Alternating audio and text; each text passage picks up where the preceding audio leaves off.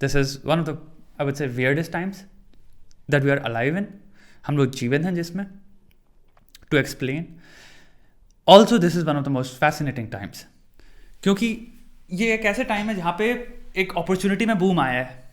भयंकर ही एक नई तरह की अपॉर्चुनिटी में बूम आया है. प्लस इस अपॉर्चुनिटी का आपको फिर वो डार्क साइड भी दिखेगी. आप देख रहे हो कितने सारे यूट्यूब पे स्टार्स हैं फॉर एग्जांपल, जो कि फेमस हैं क्योंकि वो ऐसे बिहेव करते हैं आप जिसको नॉर्मल नहीं कहोगे. बट आप उनको देखते हो और आप उनकी फॉलोइंग अगर देख ले रहे हो तो पता नहीं कहाँ से कहाँ पहुँच गई है. बहुत लोग मुझे लिखते रहते हैं टिकटॉक ही बजाओ. टिकटॉक भी क्या है एज अ प्लेटफॉर्म. मैंने आज तक कभी खोला नहीं है, मैंने अपनी ऐप नहीं देखी, मैंने आज तक कोई वीडियो भी नहीं देखा टिकटॉक का. बट मुझे काइंड ऑफ आइडिया है कि म्यूजिक चल रहा होता है, म्यूजिकली टाइप ही ऐप है जहाँ पे कुछ लोग इनैक्ट कर रहे हैं एंड वो फेमस हैं एंड वो उतना पैसा कमा रहे हैं जितना दुनिया के डॉक्टर्स नहीं कमा पाते. कितने सारे डॉक्टर, एक इंसान जिसने 5 से 6 साल से 7 साल अपनी पढ़ाई करी और आज ही पढ़ाई कर रहा है. ये आज की दुनिया की रियलिटी है.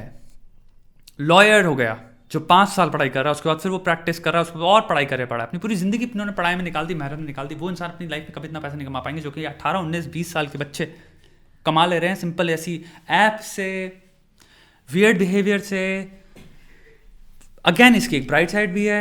यहाँ पे आपको अपॉर्चुनिटी मिल रही है अपना ट्रू टैलेंट सामने रखने की. इसलिए मैंने बात करी थी, सलील जानदार टाइप लड़के हो गए जो कि अपना ट्रू टैलेंट सामने रख रहे हैं और वो भी उठ रहे हैं. मैं भी इसका एक प्रोडक्ट हूँ, इसी एज का, इसी टाइम का. इवन दो अगर ये टाइम्स ना होते तो मैं किसी दूसरी फॉर्म में अपनी चीज़ें रख रहा होता. बट मैं आपको कभी भी इतनी ईज के साथ और इतनी एक्सेसिबिलिटी के साथ आपसे बात ना कर रहा होता. तो हर चीज़ का एक बोन भी है, उसके बाद एक उसकी डार्क साइड भी है. और हम आज बात करने वाले हैं डार्क साइड की. डार्क साइड में आपको यही चीज़ दिखती है. एक इंसान है यहाँ पे जो कि क्लियरली दिमाग से उसकी मेंटल कैपेसिटी क्या है, इंटेलेक्चुअल कैपेसिटी क्या है, आपको कोई हवा भी नहीं है. आपने कोई उसके इंटरव्यू स्टडी नहीं किया, आपने कभी उसका इंटेलेक्ट क्या है या उसका इंटेलिजेंस लेवल क्या है, उसका आईक्यू क्या है, या कोई भी तरह का इमोशनल इंटेलिजेंस, इमोशनल मैच्योरिटी, आप ये सब जानने के चक्कर में नहीं पड़े. आपको इन्फॉर्मेशन ये है इसकी किस किस से रिलेशनशिप रही है, जहाँ तक मुझे लगता है. दूसरा आपका इंटरेस्ट है कि उसकी पिक्चर्स कैसी हैं. आप अगर इंस्टाग्राम में फॉलो करते हो उस इंसान की, आई वुड इमेजिन 100 मिलियन के ऊपर फॉलोइंग है या फिर टच कर रही है. और इतनी फॉलोइंग में आप चीज़ देखोगे कितने लड़के उसको फॉलो कर रहे हैं और क्यों फॉलो कर रहे हैं. सोचने वाली क्वेश्चन नहीं है. आप इंस्टाग्राम देखते हो, आपको 1 सेकंड के भी आधे में पता चल जाएगा क्यों लोग फॉलो कर रहे हैं उसको या क्यों देख रहे हैं. अब हम बात करें इस लड़की की. अगर आपको लग रहा है इसका ये इंडिविजुअल अचीवमेंट है तो वो तो नहीं है. ये उस फैमिली को बिलोंग करती है जो कि फैमिली स्टार्ट ही हुई है फेम में, that shot into this space of fame because they are very well managed. Reality TV से इनकी रियलिटी स्टार्ट हुई है फेम में. सेक्स टेप से आपको पता ही है किम कार्दाशियन ने अपनी स्टार्ट ली और उस चीज़ को वो कभी छोड़ नहीं पाए. दुनिया में कितने ज़्यादा रियलिटी स्टार्स हैं, आए गए, आप भूल गए उनको जब उनका टीवी शो खत्म हुआ. ये एकमात्र फैमिली है जो आज भी डोमिनेंटली फेमस है. सेलिब्रिटी वर्ल्ड में रूल करते हैं, one of the most famous people in this world. वो पूरी इनकी फैमिली है. एक टैलेंट है उसके पीछे, उसको कहते हैं मैनेजमेंट. इनकी मॉम जो है क्रिस जेनर, वो एक मैनेजर है इन सब की, जिसको पता है एग्जैक्टली कैसे इररिलेवेंट ना होने दें इन लोगों को. ये लोग जो जितनी भी कमोडिटीज़ हैं, जो कि इंजेक्शन ठोक के, लिप इंजेक्शन ठोक के, बोटॉक्स ठोक के, बट इंजेक्शन ठोक के अपने आप को किसी भी तरह से इन्होंने बिल्कुल डॉल्स बना लिया है, परफेक्ट बना लिया है, जो आपकी फैंटेसी को इतना प्लीज़ करता है कि आप हो नहीं सकता इन पर आप हिलाओ ना बैठ के. जो आप कर रहे हो कॉन्स्टेंटली, किसी ना किसी बहन को लेकर आपका बैठ के हिला ही रहे हो आप. लड़कियों को वो गॉसिप दे रही हैं, ब्यूटी स्टैंडर्ड्स दे रही हैं, प्रोडक्ट्स बेच रही हैं, लुक्स बेच रही हैं जिसके अंदर मेकअप आता है, और जिसकी वजह से काइली जेनर एक बिलियनर बन गई है. Makeup industry, she sales makeup. ये पूरी जो साइकिल है ये ओनली एग्जिस्टिंग है, और ये एग्जिस्ट इसलिए कर सकते हैं बिकॉज आज की दुनिया के रूल्स ये हैं. आई डोंट थिंक 1970s में ये हो पाता. आई डोंट थिंक 1980s में ये हो सकता था possible. Internet has made it possible. Internet has made this temporary frame जो हो सकता था, टेम्पररी फेम जो हो सकता था, जो आता और चला जाता 1-2 साल के अंदर, उसको परमानेंट कन्वर्ट कर दिया. क्योंकि ब्यूटीफुल लड़कियों की कमी तो है नहीं. उन लड़कियों की भी कमी नहीं है जो अपने पूरी बॉडी पे सर्जरी से लेके, इंजेक्शन से लेके, पूरा कॉस्मेटिकली इन्होंने ट्रांसफॉर्म कर लिया है. वो रियल में क्या दिखती थी, आज क्या दिख रही हैं, लेकिन आप तब भी उनको फॉलो करो, इंस्टाग्राम में भरी हुई हैं, बट कोई भी बिलियनर नहीं है. इस लड़की में आपको ये समझना है, ये पूरी मशीन है इनके पीछे. ये कॉरपोरेशन है अपने में ही, ये 3-4 जो लोग हैं, ये मेजर $1 बिलियन इंडस्ट्री है जो आप देख रहे हो, ये पूरी फैमिली जो है। एंड ये पॉसिबल इसलिए है क्योंकि हम इंटरनेट एरा में जी रहे हैं जहाँ पे कुछ भी पॉसिबल है, जहाँ पे कोई इंसान आपको रियलिटी टीवी रियल लाइफ में देता है। यूट्यूब पे रियलिटी टीवी चैनल है जिन्हें हम कहते हैं व्लॉगिंग, रियलिटी टीवी ही है, उसका एक अनदर फॉर्म है वो। आप ऑलरेडी इसमें पूरी तरह से विलंबित हो, आप ज्वाइन करके बैठे हो, आप सब्सक्राइब करके बैठे हो, आप इन लोगों को देख रहे हो, आप डेली कंजप्शन में बैठ के, because you are providing, that's why वो हैं आज जहाँ पे हैं, राइट।